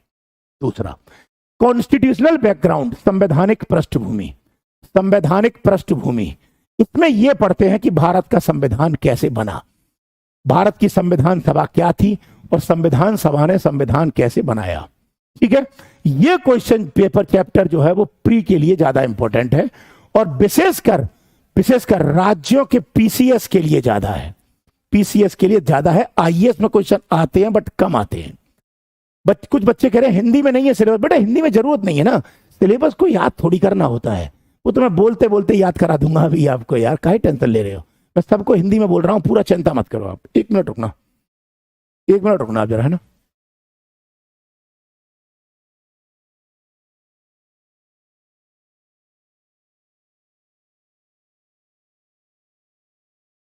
यहां तक क्लियर हो गया, आ जाओ। अब देखो अगला चैप्टर है प्रीएम्बल, प्रस्तावना। मैं हिंदी इंग्लिश दोनों बोल रहा हूं, आप चिंता ना करें। तो बाद में सिलेबस, हाँ ना, एक रजिस्टर बनाना, आप रजिस्टर बनाना उसमें, और रजिस्टर बता दो देखो कैसे बनाना। यहां पे कुछ खाली पेज रखे क्या, चलो कोई बात नहीं। देखो ऐसा रजिस्टर मत बनाना नोट्स के लिए, ऐसा मत बनाना। आप क्या करना, जो फोटोकॉपी वाले पन्ने आते हैं ना, फोटोकॉपी वाले खुले पन्ने, खुले रिम आती है, रिम पूरी फोटोकॉपी की, वो रिम परचेज कर लेना अगर आपको मिल जाए तो, और नहीं मिल जाए तो खुले पन्ने परचेज कर लेना। और आप उस पे नोट्स बनाना, और जब बाद में पूरी पॉलिटी कंप्लीट हो जाए तो उसको स्पाइरल करा लेना। इससे क्या होगा, पॉलिटी की एक ही कॉपी हो जाएगी आपकी। शुरू में स्पाइरल पे मत कराना, एंड में कराना जब पॉलिटी कंप्लीट हो जाए। ये मैं आपको वो तरीका बता रहा हूं। देखो हर चीज का पढ़ने का एक तरीका होता है, अगर सिस्टमेटिक तरीके से पढ़ोगे तो मन लगेगा। मैं आपसे एक छोटी सी बात पूछ रहा हूं, एक छोटी सी बात पूछ रहा हूं। खाना खाने के दो तरीके हैं, खाना खाने के दो तरीके हैं। पहला तरीका यह है कि मान लो मैं आपके घर पे आया, मान लो कोई भी बच्चा लो, ये इसमें एक है आरती राजपूत, मान लो कोई, मैं इनके घर पे आया और इन्होंने एक थाली में चावल रखे, चावल के ऊपर इन्होंने दाल डाली, ऐसे ही दाल डाली, और दाल के ऊपर सब्जी डाली, और ऊपर से रोटी डाल दी 4, और मुझे कह दिया लो खा लो। एक तरीका ये है। दूसरा तरीका क्या है कि इन्होंने थाली ली, थाली में एक कटोरी में चावल रखे, एक कटोरी में दाल रखी, एक कटोरी में सब्जी रखी, और साइड में 2-3 रोटी रख दी। अब मैं आपसे पूछ रहा हूं, इनके पास 2 तरीके थे खाना खिलाने के मुझे। मैं पूछ रहा हूं आप अगर मेरी जगह होते तो पहले तरीके में खाना खाते या दूसरे तरीके से आपको खाना खाना अच्छा लगता? आपको कौन से तरीके से खाना खाना अच्छा लगता, जरा मुझे एक बार बताना बच्चों। फर्स्ट जिसमें एक ही साथ सब डाल दिया, या सेकंड जिसमें सारी चीजें सिस्टमेटिक डाली? आपको कौन सा अच्छा लगता? सेकंड वाला। सब सेकंड ही बोल रहे हैं, फर्स्ट शायद किसी को अच्छा नहीं लग रहा। फर्स्ट को अपन क्या बोलते हैं? चरना। सेकंड को अपन क्या बोलते हैं? भोजन करना। दोनों चीजें अलग है, दोनों चीजें अलग है, दोनों चीजें अलग है, ये बात ध्यान रखना। सेकंड वाले में मन करता है खाना खाने का, पहले वाले में तो यार अब ठूस लो, मिल गया लगे रहो। समझ में आई बात? तो पढ़ाई भी एक सिस्टमेटिक तरीका है। पढ़ो कैसे? आपके पास 2 कलर के पेन हो, एक ब्लू कलर का, एक ब्लैक कलर का। 2 स्केच पेन हो, कोई भी कलर ले लो अच्छे से, लाल और ग्रीन मत लेना, हरा और लाल मत लेना, ग्रीन और रेड मत लेना, क्योंकि ये 2 कलर जो होते हैं वो टीचर के होते हैं और एग्जामिनर के होते हैं कॉपी चेक करने के लिए। तो पेन लेना या स्केच पेन लेना, 2 कलर के लेना, ब्लैक या ब्लू। और एक हाइलाइटर लेना। हाइलाइटर समझते हो आप, जो ग्रीन ग्रीन के लाल लाल आते हैं, तोते पोते कलर के, ऊपर से पोत देते हैं ना, अच्छा अच्छा शब्द लिखा होता है, तो ऐसे लेना। और जो भी चीजें हों उनको अच्छे से हेडिंग डाल डाल के लिखना, अच्छे से हेडिंग डाल डाल के। उससे बेनिफिट आपको यह मिलेगा कि आपके नोट्स प्रॉपर बनेंगे, और जब भी आप उन नोट्स को उठाओगे तो यार मजा आ जाएगा आपको खुद देखने में। और जब हमें कोई चीज देखने में अच्छी लगती है तो हम उस चीज में इंटरेस्ट लेते हैं। जितना अच्छा आपके नोट्स होंगे उतना अच्छा आप उसको पढ़ने में मन लगाओगे। अब नोट्स या घसीटा राम की तरह कि पता नहीं क्या लिखा है तो हम कौन सा पढ़ेंगे। अब बताओ, ये चील बिलाऊ लिखा है, एक जी बताओ ये लिखा है, लो तो मैं दिखा रहा हूं, ये चील बिलाऊ लिखा है, तुम पढ़ोगे इसको क्या लिखा है ये है? अब यही चीजें अलग से हो सिस्टमेटिक कि हेडिंग पड़ी है, मतलब एक तरीके से मैं दिखाता हूं, चलो देखो, एक तरीके इसको हटाओ, वैसे दिखा दो। स्केच पेन से हेडिंग पड़ी है, है संसद के कार्य, और अंदर लिखा है ब्लू कलर के पेन से, फिर स्केच पेन से लिखा है राज्य विधानमंडल के कार्य, फंक्शंस ऑफ स्टेट लेजिस्लेचर, और उसके काम लिखे काले कलर के पेन से। मजा आ जाएगा ना देखने में, और जो चीज देखने में अच्छी लगती है उसको उतना ही पढ़ने में अच्छा लगता है। तो नोट्स ऐसे बनाना, खर्चा इसमें ज्यादा नहीं है। पेन ब्लू कलर का, ब्लैक कलर का, दो आएंगे कितने, 5-5, 10-10 रुपए के। स्केच पेन आएंगे, ले लो जाके 10-20 रुपए के, 30-40-50 रुपए में टोटल कॉपी पेन आ जाएंगे सब, और आपकी पूरी पॉलिटी के नोट्स बन जाएंगे। लेकिन ऐसे घसीटा बना के करोगे तो पागलपंती है फिर यार। काम करो सिस्टमेटिक, मजा आए, अंदर से फील हो कि मैं कुछ कर रहा हूं। इससे क्या होगा बच्चों, कॉन्फिडेंस पैदा होगा, कॉन्फिडेंस। और कॉन्फिडेंस जब पैदा होता है तो हमें अंदर से विश्वास होता है कि मैं कुछ कर सकता हूं या मैं कुछ बन सकता हूं। कुछ बच्चे कह रहे हैं कि दोबारा भी नोट्स बनाने पड़ेंगे। नहीं बेटा, पहले आपके बने हुए, अगर आपने मुझसे पहले पढ़ा है पिछली साल, कुछ बच्चे ऐसे होंगे जो पिछली साल पढ़े हैं, तो आप चाहो तो बना लो। फायदा आपको ये मिलेगा, फायदा आपको ये मिलेगा कि दोबारा रिवीजन हो जाएगा, और मैं इस बार चीजों को अपडेट भी कराऊंगा। बात समझ में आ रही है? तो नोट्स बनाना सिस्टमेटिक, ठीक है। अगला आ जाओ। तो बेटा अगला चैप्टर है प्रीएम्बल। अरे हट के पक्का गया, प्रीएम्बल, प्रस्तावना। ये प्रस्तावना नाम का जो चैप्टर है, ये प्री और मेंस दोनों के लिए इंपॉर्टेंट है। प्री और मेंस दोनों के लिए इंपॉर्टेंट है, ठीक है, ठीक है, क्लियर है। आगे सिटीजनशिप नाम का जो चैप्टर है, ये मेनली प्री के लिए इंपॉर्टेंट है, लेकिन लगभग इसमें आजकल प्री और मेंस दोनों से क्वेश्चन नहीं आ रहे, कम आते हैं, एक आध बार आता है, वो भी अपडेटेड टाइप का। जैसे लास्ट टाइम 2019 में संसद ने CAA पास किया था, सिटीजनशिप अमेंडमेंट एक्ट, नागरिकता संशोधन अधिनियम। तो जो अमेंडमेंट होते उससे रिलेटेड आ सकता है, अदरवाइज नहीं आता। अगला है यूनियन एंड इट्स टेरिटरी। ये प्री के लिए है। यूनियन एंड इट्स टेरिटरी का मतलब संघ और उसके राज्य क्षेत्र, संघ और उसके राज्य क्षेत्र, ठीक है, ये प्री के लिए। अमेंडमेंट ऑफ कॉन्स्टिट्यूशन, संविधान का संशोधन, ये वाला चैप्टर बेटा प्री के लिए भी और मेंस के लिए भी इंपॉर्टेंट है। पहले मैं बता रहा हूं सिलेबस में कौन सा प्री के लिए कौन सा मेंस के लिए इंपॉर्टेंट है, पहले ये बता रहा हूं। फिर एंड में ये बताऊंगा आज ही कि सबसे ज्यादा इंपॉर्टेंट चैप्टर कौन से हैं, जिनको हमको पॉलिटी में एंड तक नहीं छोड़ना। मौका मिले तो एंड तक रिवाइज करके जाना, उससे क्वेश्चन फंसेंगे ही फंसेंगे। पहले बता रहा हूं कि कौन से प्री और, बताओ पहली यूनिट क्लियर है? ये पहली यूनिट के 6 चैप्टर है, क्लियर है आपको? पहले इतना बताओ आप मुझे, जल्दी बोलो। अभी आगे आ रहा हूं, आगे चलने तो दो।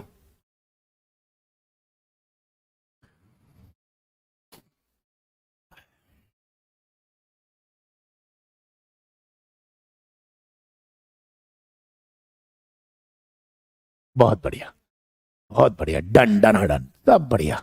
सारे बच्चे बड़े प्यार भरे जवाब देते हैं, समझ में आता है तो बड़ा मजा आता है, अंदर ही सुकून मिलता है यार। मतलब ऐसा लगता है जैसे आप लोगों से दिल लगी हो गई है? चलिए बहुत बढ़िया, अगला आ जाए। अब आता है बेटा सिस्टम ऑफ गवर्नमेंट, इसको हिंदी में बोलते हैं सरकार की व्यवस्था। ये इसमें पहला चैप्टर आता है पार्लियामेंट्री सिस्टम, संसदीय प्रणाली। ये जो चैप्टर है यही लिखता हूं, ये प्री प्लस मेंस दोनों के लिए इंपॉर्टेंट है, प्री प्लस मेंस दोनों के लिए इंपॉर्टेंट है, पहला चैप्टर। दूसरा आता है फेडरल सिस्टम, संघीय व्यवस्था, संघीय व्यवस्था। और सिलेबस को आप जो लिखना अपनी कॉपी पे, पहले तो ये PDF अपलोड होगी, यहां से उतार लेना। हिंदी में मैं बोल रहा हूं तो बाद में वीडियो को पॉज करके हिंदी भी लिख सकते हो, अदरवाइज हिंदी इंग्लिश बड़ा कोई मुद्दा नहीं है, ठीक है। अच्छा, फेडरल सिस्टम, संघीय व्यवस्था, ये बेटा आपका जो सिलेबस है ये मेंस के लिए ज्यादा इंपॉर्टेंट है, प्री में क्वेश्चन उतने नहीं आते, इसमें उतने नहीं आते। अगला सेंट्रल स्टेट रिलेशन, केंद्र राज्य संबंध, ये प्री प्लस मेंस दोनों के लिए इंपॉर्टेंट है, प्री प्लस मेंस दोनों के लिए इंपॉर्टेंट है। अगला इंटर स्टेट रिलेशन, अंतरराज्यीय संबंध, इंटर स्टेट रिलेशन, अंतरराज्यीय संबंध, ये प्री के लिए ज्यादा इंपॉर्टेंट है, मेंस के लिए उतना नहीं है। अगला इमरजेंसी प्रोविजन, आपातकालीन प्रावधान, ये मैं आपसे कहूंगा ये प्री के लिए मोस्ट इंपॉर्टेंट है, बहुत ज्यादा इंपॉर्टेंट है, मेंस के लिए उतना नहीं है। प्री के लिए तो ये ऐसा चैप्टर है, एक आध साल ही जाता है जब क्वेश्चन ना आता हो, इससे तो आ ही जाता है। इमरजेंसी प्रोविजन, आपातकालीन प्रावधान, ठीक है।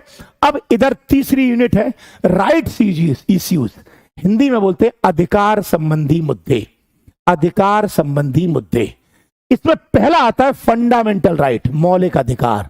तो मौलिक अधिकार मेरे प्यारे बच्चों प्री प्लस मेंस दोनों के लिए इंपॉर्टेंट है, बहुत इंपॉर्टेंट चैप्टर है यूपीएससी के लिए। क्यों? क्योंकि मौलिक अधिकार तो हम लोगों की जान है, चाहे वो आप हो, चाहे मैं हूं, चाहे कोई भी आम आदमी हो। हम भी सब आम है, कौन से हम झंडू आम है, हम भी तो सब आम ही आदमी है, सेब आदमी तो है नहीं है। हमारे लिए सब के लिए फंडामेंटल राइट ज्यादा इंपॉर्टेंट है। और मैं तो कहूंगा फंडामेंटल राइट तो चाहे बंदा आईएएस की तैयारी करे या ना करे, उसको समझने चाहिए। तो मौलिक अधिकार तो है ही अलग चीज। अगला डीपीएसपी, डीपीएसपी बच्चों मेंस के लिए ज्यादा इंपॉर्टेंट है, प्री के लिए उतना नहीं है। लेकिन हाँ, और एक बात बता दूं, आप ये मत सोचना कि कोई ये सोचे कि सर ये प्री के लिए इंपॉर्टेंट है, ये मेंस के लिए तो ये कराओगे या नहीं कराओगे। नहीं नहीं नहीं नहीं नहीं, पूरा सिलेबस कराऊंगा, छोड़ूंगा कुछ नहीं। बस मैं पहले इसलिए बता रहा हूं जिससे एंड तक हम उस चैप्टर पे ज्यादा फोकस करें, क्योंकि हमें जब पता होगा कि ये चैप्टर ज्यादा इंपॉर्टेंट है तो हम उस पर उतना ही दिमाग लगाएंगे, इसलिए मैं पहले बता रहा हूं। ठीक है आपको यहां तक? अब बात आती है बेटा फंडामेंटल ड्यूटीज, मौलिक कर्तव्य। मौलिक कर्तव्य में प्यारे बच्चों आपसे कहूंगा प्री के लिए ज्यादा इंपॉर्टेंट है, मेंस में उतने क्वेश्चन नहीं आते, लेकिन आ भी जाए तो भी बच्चा लिख सकता है, क्योंकि प्रीलिम्स में उसने अप्रोच पढ़ी होती है। ये 3 यूनिट मैंने आपको बता दी, कहीं डाउट है तो बोलो। एक बच्चा कह रहा है लेखांक कुमार कनूजिया 2025 में एग्जाम देना, टेंशन ना लो, एक भी क्वेश्चन मेरे नोट से बाहर हो जाए तो मुझसे बात करना, होने नहीं दूंगा बाहर, छीन लाऊंगा। तुम ये मत कहना कि आउट कर लोगे पेपर, क्या आउट नहीं करूंगा, यहाँ इसे कहते हैं विश्वास। पढ़ाऊंगा ही ऐसे कि टेंशन ना लो। एक बच्चा कह रहा है डीपीएसपी क्या होता है? बेटा डीपीएसपी बस तो आगे आएगा। डीपीएसपी का मतलब होता है directive principle of state policy, Hindi में कहते हैं राज्य की नीति के निदेशक तत्व।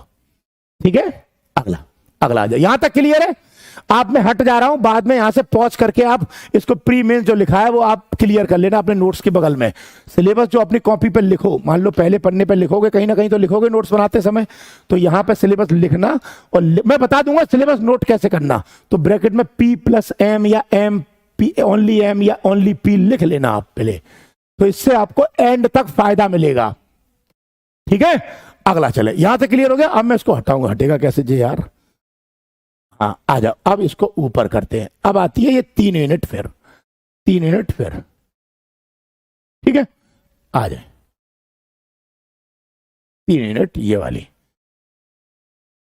कलर कर लेते हैं लाल। चलो अब आती है बेटा यूनियन गवर्नमेंट। पहले यूनियन गवर्नमेंट, तो यूनियन गवर्नमेंट में पहले कलर क्या हो गया, यूनियन गवर्नमेंट में पहले आता है एग्जीक्यूटिव, सेंट्रल। इसमें क्या क्या पढ़ते हैं जरा वो सुन लो। यूनियन गवर्नमेंट में क्या क्या पढ़ते हैं सेंट्रल में, क्योंकि मैंने केवल कार्यपालिका लिखा है, केंद्रीय कार्यपालिका बोलते हैं, केंद्रीय कार्यपालिका है, सेंट्रल एग्जीक्यूटिव बोलते हैं, है ना। मैंने केंद्रीय कार्यपालिका इसमें लिखा है। क्या क्या पढ़ते हैं इसमें प्यारे बच्चों? देखो, पहला पढ़ते हैं प्रेसिडेंट, राष्ट्रपति। दूसरा पढ़ते हैं वाइस प्रेसिडेंट, उपराष्ट्रपति। तीसरा पढ़ते हैं प्रधानमंत्री और उसकी मंत्री परिषद, काउंसिल ऑफ मिनिस्टर। ये चारों पढ़ेंगे अपन इसमें, ये चारों। तुम सोचोगे केंद्रीय कार्यपालिका में पता नहीं क्या पढ़ाओगे, मैं पूरा पढ़ाऊंगा, राष्ट्रपति भी, उपराष्ट्रपति भी, प्रधानमंत्री भी, मंत्री परिषद, पूरा छोड़ेंगे कुछ नहीं। अपन छोड़ते कुछ नहीं है, पूरा पढ़ाएंगे। ठीक है बच्चों। अब दूसरा यहां है लेजिस्लेटिव सेंट्रल, इसमें पढ़ते हैं अपन संसद, पार्लियामेंट, संसद में पूरा पढ़ेंगे। संसद क्या होती है, संसद की संरचना क्या है, संसद कानून कैसे बनाती है, संसद की एक्टिविटी क्या होती है, प्रश्नकाल, शून्यकाल, प्रस्ताव क्या होते हैं, संसद की समितियां, पार्लियामेंट्री कमिटीज क्या होती हैं, एटसेट्रा, पूरा पढ़ेंगे। और इसमें अगला है जुडिशियरी, न्यायपालिका में यहां पे आता है सुप्रीम कोर्ट। तो अब मैं इनको हटा के ये बता देता हूं कि कौन सा किसके लिए इंपॉर्टेंट है। रुको, देखिए क्लियर है, तीनों में पढ़ते हैं। कार्यपालिका में क्या पढ़ेंगे? राष्ट्रपति, उपराष्ट्रपति, प्रधानमंत्री, मंत्रिपरिषद। राष्ट्रपति, उपराष्ट्रपति, प्रधानमंत्री और मंत्रिपरिषद, ये कार्यपालिका में पढ़ेंगे। लेजिस्लेटिव या संसद में क्या पढ़ेंगे अपन? संसद। लेजिस्लेटिव मतलब विधायिका में क्या पढ़ेंगे अपन? संसद पढ़ेंगे। संसद की गतिविधियां, संसद की समितियां, है ना, और संसद के सारे फंक्शन जो भी हैं। क्लियर है यहां तक? और जुडिशरी में क्या पढ़ेंगे? Supreme court. तो अब आप सुनो इसका मतलब क्या है। और सुप्रीम कोर्ट में केवल सुप्रीम कोर्ट नहीं पढ़ेंगे बच्चों, सुप्रीम कोर्ट का स्ट्रक्चर क्या है वो पढ़ेंगे, सुप्रीम कोर्ट का जुरिस्डिक्शन और कार्य क्या है वो पढ़ेंगे, सुप्रीम कोर्ट में जुडिशियल एक्टिविज्म, जुडिशियल न्यायिक सक्रियता क्या होती है वो पढ़ेंगे, जुडिशियल रिव्यू, न्यायिक पुनर्विचार क्या होता है वो पढ़ेंगे, PIL पब्लिक इंटरेस्ट लिटिगेशन, लोकहित याचिका क्या होती है वो पढ़ेंगे। ये मत सोचना कि जुडिशरी ऊपर से पढ़ा पढ़ा के छोड़ दूंगा, ऊपर से कुछ नहीं पढ़ा के छोड़ूंगा, अंदर जाऊंगा, समुंदर में गहराई में जाएंगे, मछलियों से मिलवाएंगे, मगरमच्छों से भी मिलेंगे, लेकिन मगरमच्छों से ऐसे मिलेंगे कि कल को क्वेश्चन आ जाए तो सावधानी से सॉल्व हो जाए, आसानी से। क्लियर है? अब ये तीनों में कौन सा किसके लिए इंपॉर्टेंट है वो सुनो। ये संसद जो है ये प्री और मेंस के लिए सबसे ज्यादा इंपॉर्टेंट है। संसद प्री और मेंस के लिए सबसे ज्यादा इंपॉर्टेंट है। इस साल तो 2024 के प्री के IAS के पेपर में 7-8 क्वेश्चन सीधे संसद से उठा दिए। और एक बात बता दूं, प्री का पेपर हुआ इस बार वही 5वें-6वें महीने में, है ना। मैंने पॉलिटी कराई थी, दिसंबर से शुरू करी थी। इस साल का प्री का पेपर उठा लो और मेरे पिछली साल का ऑनलाइन का कोर्स उठा लो, पॉलिटी में एक भी क्वेश्चन बाहर नहीं है। आपको मालूम पड़ गया होगा अंदाजे से कि मैंने क्या पढ़ाया था और क्या इस साल पढ़ाऊंगा। अगला कार्यपालिका जो है ये बेटा मेंस के लिए ज्यादा इंपॉर्टेंट है, प्री के लिए उतनी ज्यादा इंपॉर्टेंट नहीं है। मेंस के लिए ज्यादा इंपॉर्टेंट है, प्री के लिए उतनी नहीं है, लेकिन पढ़ेंगे इस प्रकार से कि अगर प्री में भी क्वेश्चन आ जाए तो सॉल्व हो जाए। अगला न्यायपालिका, सुप्रीम कोर्ट जो है प्री और मेंस दोनों के लिए इंपॉर्टेंट है। अब इधर आओ, राज्य सरकार और local government, state government and local government, इसमें क्या है? ठीक है, आ जाए। स्टेट एग्जीक्यूटिव, केंद्र राज्य की कार्यपालिका, इसमें क्या पढ़ते हैं अपन? राज्य की कार्यपालिका में राज्यपाल, गवर्नर, मुख्यमंत्री CM चीफ मिनिस्टर और काउंसिल ऑफ मिनिस्टर उसकी मंत्रिपरिषद। ये बेटा चैप्टर जो है वो मेंस के लिए ज्यादा इंपॉर्टेंट है। और स्टेट लेजिस्लेचर, राज्य विधानमंडल, इसमें पढ़ते हैं राज्य विधानमंडल में विधान परिषद, विधानसभा वगैरह वगैरह, है ना। ये प्री प्लस मेंस दोनों के लिए इंपॉर्टेंट है। फिर आता है हाई कोर्ट और डिस्ट्रिक्ट कोर्ट, उच्च न्यायालय और जिला न्यायालय।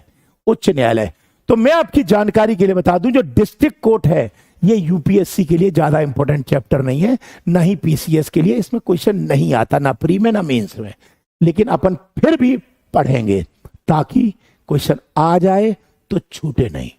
ऐसा नहीं है कि नहीं आया है तो छोड़ देंगे, नहीं, इतना पढ़ेंगे कि अगर आ जाए तो सॉल्व कर सकें।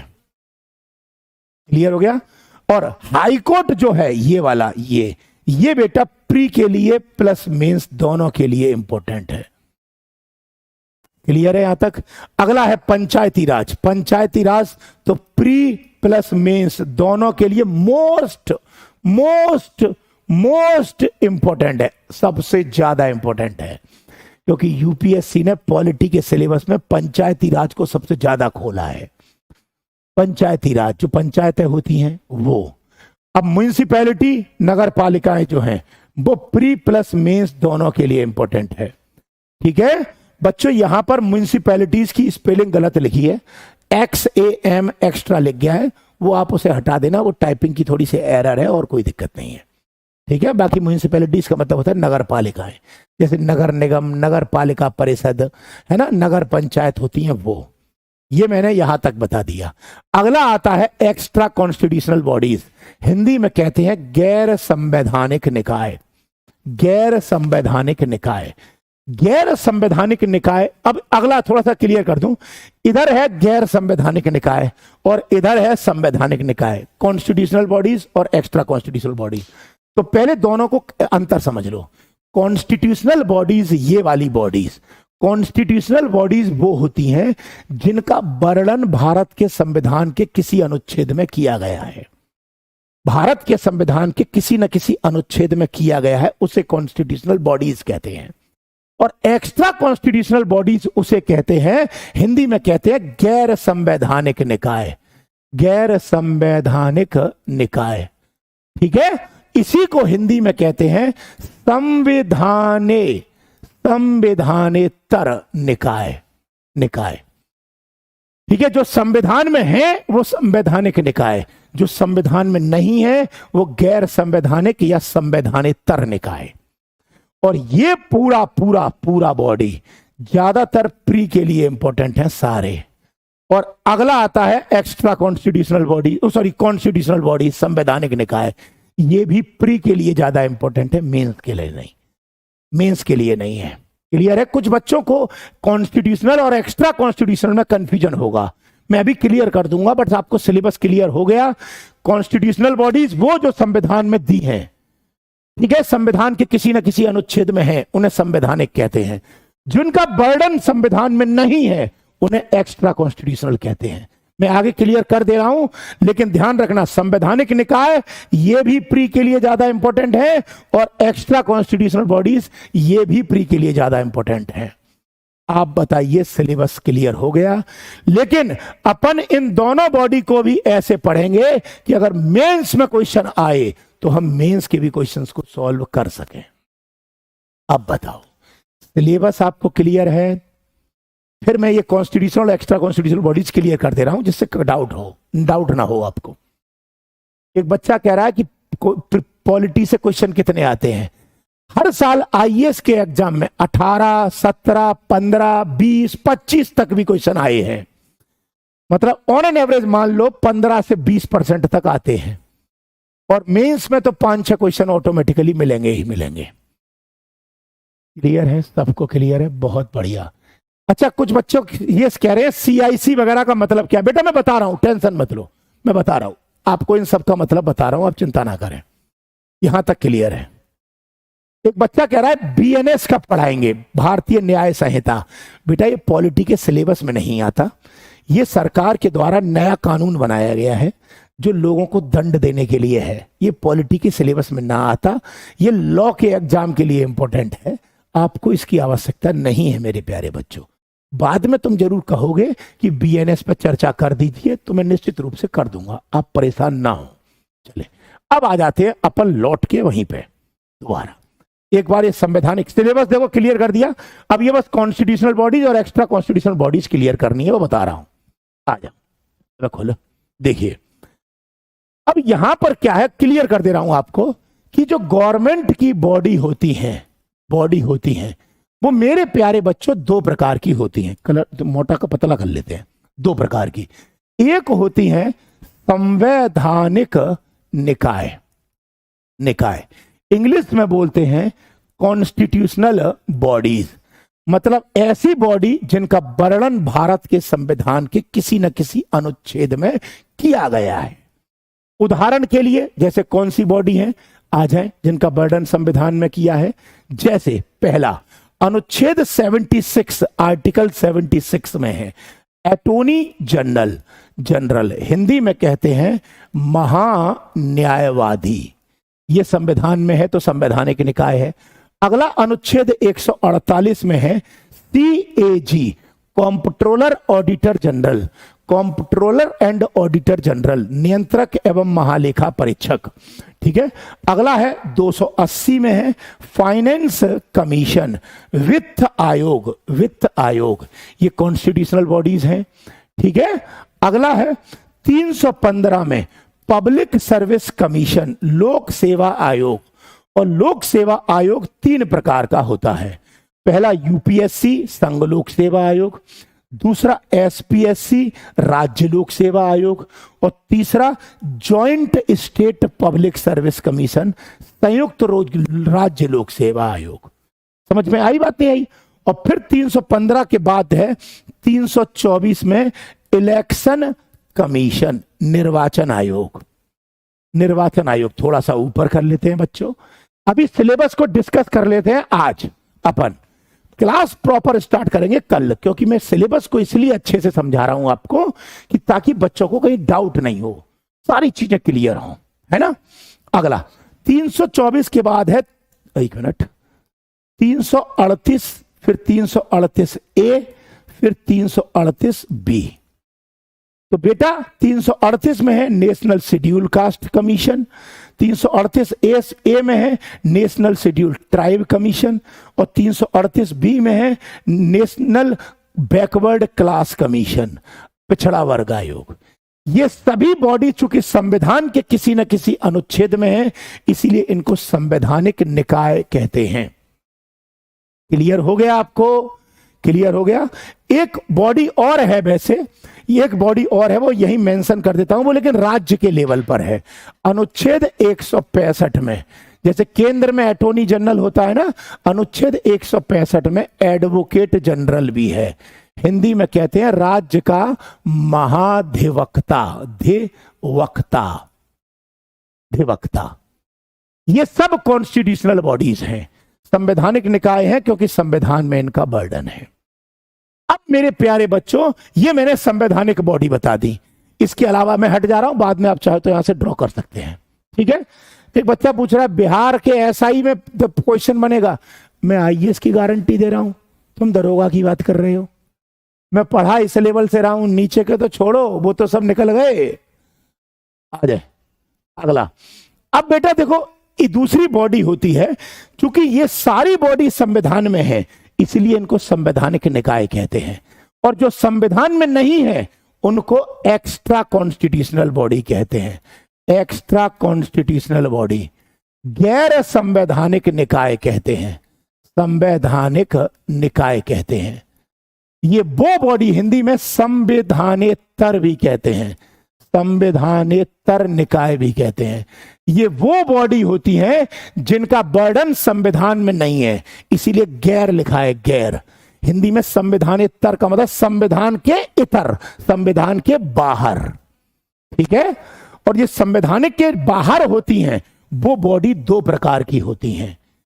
अगर संसद के कानून से बनती है, क्योंकि संविधान में नहीं है तो किसी न किसी ने तो बनाई होगी। अगर संसद या पार्लियामेंट के कानून से बनी होगी, पार्लियामेंट के कानून से बनी होगी, एक्ट से बनी होगी, तो इस बॉडी को सांविधिक निकाय कहते हैं। इंग्लिश में स्टैट्यूटरी बॉडी कहते हैं, बॉडी कहते हैं। क्लियर है? जो संसद के कानून से बनती हैं।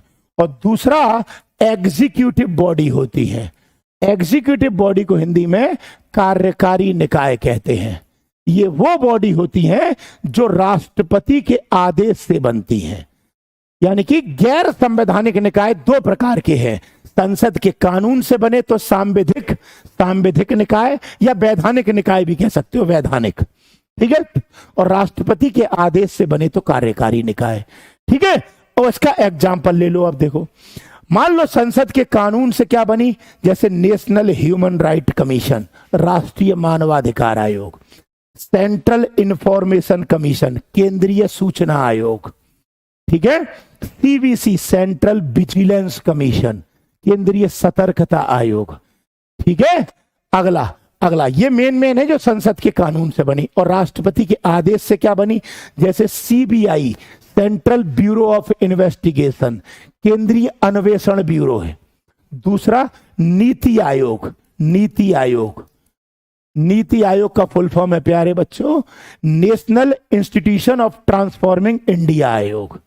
यानी कि गैर संवैधानिक निकाय दो प्रकार की होती हैं, संसद के कानून से बने तो सांविधिक या वैधानिक या स्टैच्यूटरी, राष्ट्रपति के आदेश से बने तो बेटा क्या बोलेंगे, एग्जीक्यूटिव। मैंने एग्जाम्पल दोनों के दिए।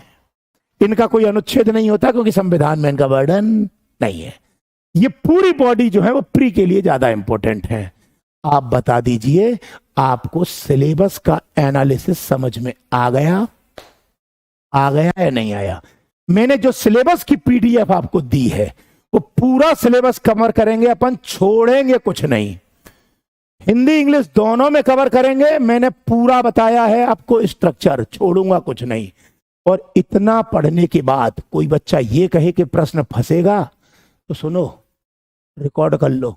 वैसे ऑनलाइन क्लास है तो रिकॉर्ड तो हो ही रहा है, क्वेश्चन बाहर नहीं होगा। इतना सिलेबस गहराई में कोई नहीं कराएगा।